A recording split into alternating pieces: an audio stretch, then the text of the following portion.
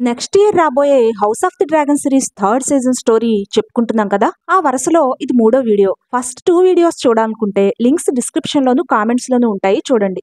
అలా ఆ స్టోరీ ముందే తెలుసుకోకూడదు అనుకునే వాళ్ళకి స్పాయిలర్ అలర్ట్. వీడియో ఇక్కడతో ఆపేయండి. ఇక ఇప్పటి వరకు మనం చెప్పుకున్న స్టోరీలో రెనేరా డేమన్లు కింగ్స్ ల్యాండింగ్ ని ఆక్యుపై చేసుకున్నారు. రెనేరా క్వీన్ గా ఐరన్ థ్రోన్ మీద కూర్చుని పరిపాలన చేస్తోంది. అక్కడ ఏమండ్ హెరన్ హాల్ నుంచి బయలుదేరి రివర్ ల్యాండ్స్ అన్నింటినీ కాల్ చేస్తున్నాడు. మరో పక్క క్రిస్టన్ కోల్ చనిపోయాడు. యాగాన్ ది సెకండ్ అతని పిల్లలు జెహారా మేలార్లు కింగ్స్ ల్యాండింగ్ నుంచి తప్పించుకున్నారు. ఆలిసెంట్ హెలెనాలు రెనేరా కస్టడీలో ఉన్నారు. ఆటో హైటవర్ ని చంపించింది రెనేరా. రెనేరా పాలనలో పన్నుల భారం ఎక్కువైపోవడం, గ్రీన్స్ ని సపోర్ట్ చేసిన వాళ్ళందరినీ ఆమె క్రూరంగా చంపించడంతో ప్రజలు ఆమెని ద్వేషించడం మొదలుపెట్టారు. ఆటో హైటవర్ మేనల్లుడైన ఆర్మండ్ హైటవర్, ఆలిసెంట్ మూడో కొడుకు డారన్, అతని డ్రాగన్ టెస్సారియన్లు రీచ్ నుంచి కింగ్స్ ల్యాండింగ్ వైపుకి వస్తున్నారు. దారిలో రెనేరా సపోర్టర్స్ ని, ఆమెను సపోర్ట్ చేసే హౌసెస్ ని నాశనం చేసుకుంటూ పోతున్నారు. అలా లాంగ్ టేబుల్ అనే ఒక ప్లేస్ ని సీజ్ చేసి ఉన్నాడు ఆర్మండ్ హైటవర్. ఇక స్టోరీలో గ్రీన్స్ అంటే యాగాన్ ది సెకండ్ సపోర్టర్స్ అని, బ్లాక్స్ అంటే రెనేరా సపోర్టర్స్ అని రిఫర్ చేస్తూ ఉంటాను. ఓకే, ఆర్మండ్ హైటవర్ సీజ్ చేసిన లాంగ్ టేబుల్ అనే సిటీకి కాస్త దూరంలో బిట్టర్ బ్రిడ్జ్ అనే ప్లేస్ ఉంది. ఆ ప్లేస్ లోని హ్యాగ్స్ హెడ్ అనే ఒక ఇన్ కి ఒక వ్యక్తి ఒక పిల్లవాడిని తీసుకుని వచ్చాడు. ఒక రూమ్ కావాలని అడిగాడు. రూమ్స్ ఖాళీ లేవంటే సిల్వర్ స్టాగ్ ఇచ్చాడు. ఆ ఇన్ కి కాయిన్ తీసుకుని ఆ తండ్రి కొడుకులు స్టేబుల్స్ లో ఉండడానికి ఒప్పుకున్నాడు. అలా సిల్వర్ స్టాగ్ ఇచ్చాడంటే అతని దగ్గర ఇంకెన్ని ఉంటాయోనని ఇన్ కీప్ కి ఆశ పుట్టింది. అందుకే డ్రింక్స్ వంకతో అతన్ని కామన్ రూమ్ లోకి పిలిపించి స్టేబుల్ బాయ్ ని ఆ వ్యక్తి బ్యాగ్లు చెక్ చేయమన్నాడు. ఆ స్టేబుల్ బాయ్ పేరు స్లై. స్లై ఆ మిస్టరీ వ్యక్తి బ్యాగ్స్ చెక్ చేసినప్పుడు అతనికి సిల్వర్ స్టాగ్స్ కనిపించలేదు గాని వైట్ క్లోక్ లో చుట్టపెట్టి ఉన్న ఒక గ్రీన్ కలర్ డ్రాగన్ ఎగ్ కనిపించింది.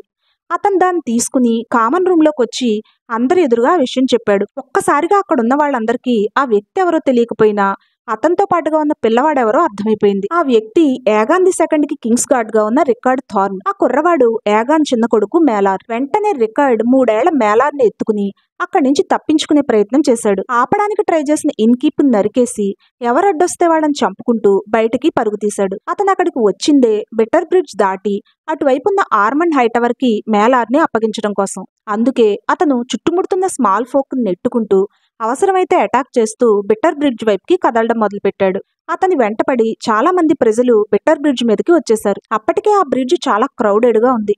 ఎందుకంటే అటువైపు ఆర్మండ్ లాంగ్ టేబుల్ ని సీజ్ చేయడంతో బ్లాక్ సపోర్టర్స్ తో పాటుగా స్మాల్ ఫోక్ కూడా బ్రిడ్జ్ దాటి వచ్చే ప్రయత్నం చేస్తున్నారు. అటు నుంచి ఇటు నుంచి వస్తున్న జనం మధ్యలో ఇరుక్కుపోయారు రికార్డ్ మేలార్లు. జనంలో ఉన్న ఒక బౌమ్యాన్ రికార్డ్ మీద బాణాలు వేయడం మొదలుపెట్టాడు. ఓ పక్క మీద పడి మేలార్ని లాక్కోవాలని ట్రై చేస్తున్న వాళ్ళని నరికేస్తూ, మరో పక్క విపరీతంగా ఏడుస్తున్న మేలార్ని ఒడిసి పట్టుకుని ఆ బాణాలను ఎదుర్కొన్నాడు రికార్డ్. చివరికి ఒక బాణం అతని మెళ్ళలో గుచ్చుకోవడంతో చివరి మాటలు గొంతులోనే ఉండిపోగా మేలార్ని అలాగే పట్టుకుని ఆ కింగ్స్ గార్డ్ చనిపోయాడు. ఇక ఇప్పుడు చుట్టూ ఉన్న జనానికి మేలార్ని ఏం చేయాలో తెలియలేదు. స్టేబుల్ బాయ్ స్లై మేలార్ని తనే కనిపెట్టానన్నాడు. రికార్డ్ మీద బాణాలు వేసి చంపిన వ్యక్తి మేలార్ తనకే చెందాలన్నాడు. ఆ బ్రిడ్జ్ మీద ఉన్న వాళ్ళంతా ఎవరికి వాళ్లే మేలార్ని తీసుకెళ్లి రెనేరా ఇచ్చే రివార్డు కొట్టేయాలన్న ఆలోచనలో ఉన్నారు. ఎక్కడో దూరంగా ఉన్న కింగ్స్ ల్యాండింగ్ కి వెళ్లి రెనేరాకు అప్పచెప్పాలా, బ్రిడ్జ్ అవతల ఉన్న ఆర్మండ్ హైటవర్ కి ఇస్తే ఎక్కువ పే చేస్తాడా అని లెక్కలు వేయడం మొదలుపెట్టారు. ఇంతలో విల్లో పౌండ్ స్టోన్ అనే ఒక బట్టలు ఉతికే స్త్రీ వచ్చి రికార్డ్ ని పట్టుకుని ఏడుస్తున్న మేలార్ని తన ఒళ్ళోకి లాక్కుంది. మూగిన గుంపుని కోపంగా చూస్తూ మేలార్ని ఇంకెవ్వరూ ముట్టుకోవడానికి వీల్లేదని గట్టిగా అరిచింది. ఇప్పటి నుంచి ఇతను నా కొడుకు అంది. పిల్లాడు బ్రతికుండగా తీసుకెళ్తేనే రెనేరా రివార్డ్ ఇస్తుందా, చనిపోయినా పర్లేదా అని అడిగారు ఎవరో. వాషర్ ఉమెన్ విల్లో మాత్రం మేలార్ని గట్టిగా గుండెలకు హత్తుకుని వదిలిపెట్టలేదు.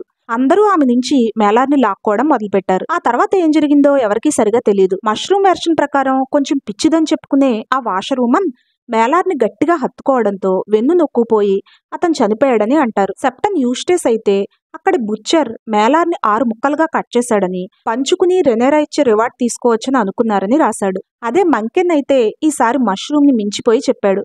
అందరూ తలో పక్క నుంచి లాక్కోవడం వల్ల మేలార్ 2 ముక్కలుగా చీలిపోయాడని రాశాడు. బిట్టర్ బ్రిడ్జ్ కు లేడీ అయిన లేడీ క్యాస్వెల్ తన గార్డ్స్ తో అక్కడికి వచ్చి మాబుని కంట్రోల్ చేసేసరికి మేలార్ చనిపోయాడు. ఆమె అక్కడ పరిస్థితి చూసి షాక్ అయిపోయింది. దేవుడిందుకు మనల్ని ఎప్పటికీ క్షమించడు అంది. బిట్టర్ బ్రిడ్జ్ బ్లాక్స్ ని సపోర్ట్ చేస్తోంది కనుక రికార్డ్ శరీరాన్ని, మేలార్ తలని రెనేరాకు పంపించింది లేడీ క్యాస్వెల్. మేలార్ డ్రాగన్ ఎగ్ ని మాత్రం బ్రిడ్జ్ కి అవతల ఉండి ఏ క్షణంలో అయినా దాడి చేయడానికి సిద్ధంగా ఉన్న ఆర్మండ్ హై టవర్ కి పంపించింది. మేలార్ ఇలా చనిపోవడం ఆర్మండ్ కి, మేలార్ బాబాయ్ అయిన డారెన్ కి విపరీతంగా కోపం తెప్పిస్తుందని ఆమెకు తెలుసు. ఒకవేళ డ్రాగన్ ఎగ్ చూసైనా వాళ్ళు కొంత శాంతిస్తారని అనుకుందామే. కానీ ఆ విషయం తెలుసుకున్న డారెన్ ఉగ్రుడైపోయాడు. దాటి వెళ్లడానికి అవసరం కనుక బ్రిడ్జ్ ఒకటి వదిలేసి ఆ ప్రాంతంలోని మిగతా అన్నింటినీ తన డ్రాగన్స్ తో కాల్చేశాడు. హైటవర్ ఆర్మీ అక్కడి ప్రజల్ని ఊచకొత కోసింది. పారిపోవాలని ట్రై చేసిన వాళ్ళని మ్యాండర్ నదిలోకి తోసేశారు.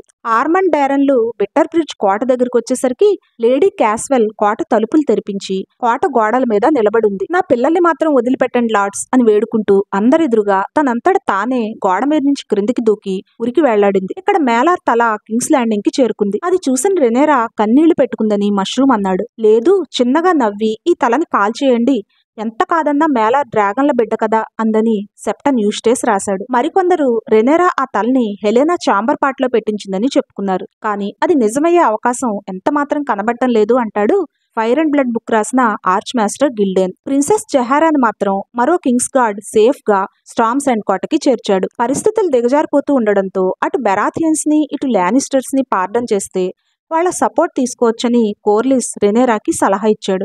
ఏగాన్ ఏమండ్లను కూడా క్షమించి వాల్కి పంపమన్నాడు. తన కొడుకుల్ని చంపిన వాళ్ళని ఎలా క్షమిస్తానంది రెనేరా. శత్రుశేషం మిగలకుండా అందరినీ చంపుదామని డేమన్ సజెస్ట్ చేశాడు. ఆ సంగతి తెలుసుకున్న ఆలిసెంట్ రెనేరా దగ్గరికి వచ్చి మోకాళ్ల మీద పడి వేడుకుంది. కింగ్స్ ల్యాండింగ్ ని 2 ముక్కలుగా చేసి రెనేరాని యాగాన్ని పంచుకోమంది. సమస్య లేదు, ఐరన్ థ్రోన్ నాది, దాన్ని లాక్కోవడమే కాక నా పిల్లల్ని కూడా చంపారు నీ కొడుకులు అంది రెనేరా. బాస్టర్స్ చనిపోతే నష్టమేం లేదు, నా మనవలేం చేశారు, వాళ్ళని అన్యాయంగా చంపలేదా అంది ఆలిసెంట్. రెనేరాకి పిచ్చి కోపం వచ్చింది. బాస్టర్డ్ అనే మాట ఇంకోసారి వినబడకూడదు, ఆలిసెంట్ నాలిక కత్తిరించమంది. కానీ ఆమెకు విస్పరర్ గా ఉన్న మిసారియా రెనేరాని ఆపిందని మష్రూమ్ చెప్తాడు.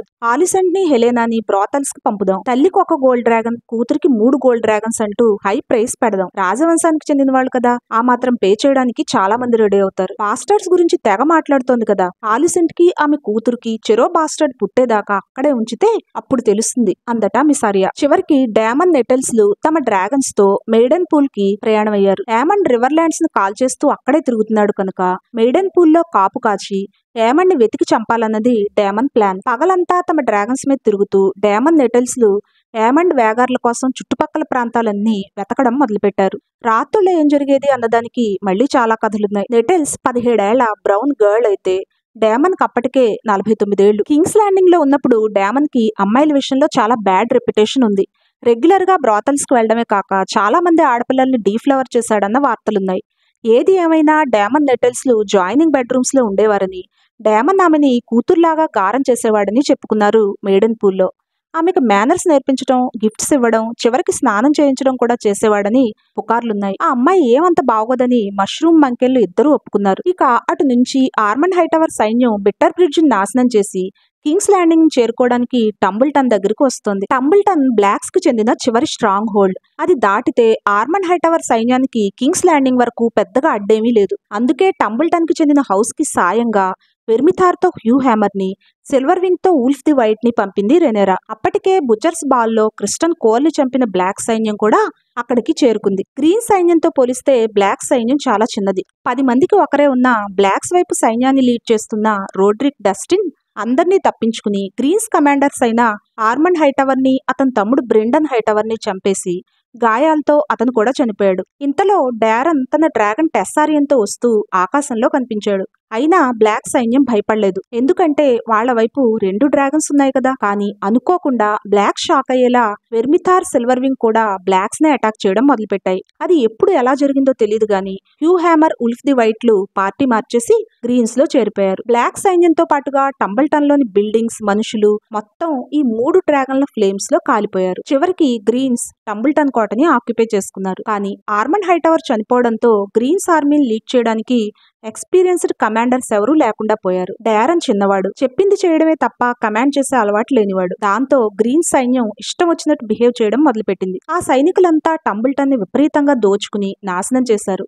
ఆడవాళ్ల, పిల్లల విషయంలో చెయ్యకూడని పనులన్నీ చేశారు. ఇవన్నీ చూసి తట్టుకోలేకపోయిన డారన్ సీనియర్ హైటవర్ మెంబర్ అయిన హాబర్ట్ ని సైన్యాన్ని కంట్రోల్ చేయమని అడిగాడు. కానీ అతను కూడా ఏం చేయలేకపోయాడు. Hugh Hammer, Ulf the White లు ట్రైటర్స్ గా మారి గ్రీస్ సైడ్ కి చేరిపోయారని, టంబుల్టన్ ఇప్పుడు గ్రీస్ చేతిలో ఉందన్న వార్త కింగ్స్ ల్యాండింగ్ కి చేరినప్పుడు ఆలిసెంట్ నవ్విందట. సీడ్స్ వేసి పంటలు పండించారు కదా, ఇప్పుడు పంట కోసే టైం వచ్చింది అందట. డ్రాగన్ సీడ్స్ గురించి, వాళ్ళ బిట్రేయల్ గురించి రిఫర్ చేస్తూ. సింహాసనం మీద కూర్చుని ఉన్న రెనేరా మాత్రం రక్తం లేనట్టుగా తెల్లగా పాలిపోయిందట. ఇంతలో బ్లాక్ కౌన్సిల్ లోని లార్డ్స్ కొత్త పాట మొదలుపెట్టారు. బాస్టర్స్ రక్తంలోనే బిట్రేయల్ ఉంది. హ్యూ హ్యామర్, ఉల్ఫ్ ది వైట్లు ఇలా ద్రోహం చేశారు. నెటెల్స్ ని, ఆడమ్ ఆఫ్ హల్ ని మాత్రం ఎలా నమ్ముతాం అన్నారు. వాళ్ళని బంధించాలని డిమాండ్ చేశారు. కోర్లిస్ చాలా నచ్చ చెప్పాలని ట్రై చేశాడు. ఆడమ్ బాస్టర్డ్ కాదు, వెలారియన్ అన్నాడు. నెటెల్స్ కూడా బ్లాక్స్ వైపు చాలా ఫైట్ చేసింది అన్నాడు. కానీ రెనేరా ఆడమ్ ని కస్టడీలోకి తీసుకుని క్వశ్చన్ చేయమని 12 మంది గోల్డ్ క్లోక్స్ ని పంపింది. వాళ్ళు వెళ్లేసరికి ఆడమ్ తన డ్రాగన్ మీద అక్కడి నుంచి తప్పించుకుని పారిపోయాడు. కోర్లిస్ అతన్ని ముందే హెచ్చరించాడని అర్థమై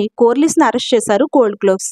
ఇక నెటల్స్ ని వెంటనే చంపకపోతే ఇప్పటికే డామన్ బెడ్ ని షేర్ చేసుకుంటున్న నెటల్స్ త్వరలోనే అతని బాస్టర్డ్ సనికి తల్లి అవుతుందని మిసారియా రెనేరాని హెచ్చరించింది. ఆమె మాటలు విన్న రెనేరా నెటల్స్ ని డామన్ కి తెలియకుండా సీక్రెట్ గా చంపమని మెయిడెన్ పూల్ కి లార్డ్ అయిన మ్యాన్ఫ్రెడ్ మోటన్ కి ఒక లెటర్ తో రేవెన్ ని పంపించింది. తన ప్రిన్స్ డామన్ కి మాత్రం ఎటువంటి హామ్ జరగకూడదంది.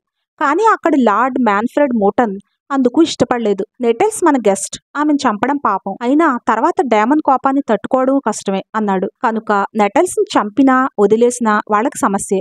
అందుకే ధైర్యం చేసి డామన్ కి రెనేరా లెటర్ చూపించాడు అక్కడ మాస్టర్. ఆర్డర్ క్వీన్ దే అయినా ప్లాన్ మాత్రం ఆమెదే అన్నాడట విచారంగా డామన్, మిసారియాని రిఫర్ చేస్తూ. మర్నాడు ఉదయమే నెటెల్స్ ని షీప్ స్టీలర్ తో సహా అక్కడి నుంచి పంపేశాడు. అప్పుడు డామన్ డ్రాగన్ కెరాక్సిస్ అరిచిన అరుపుకి చుట్టుపక్కలున్న భవనాల అద్దాలు పగిలిపోయాయట. ఇక డామన్ అక్కడి నుంచి బయలుదేరి హ్యారన్ హాల్ కి వెళ్ళాడు.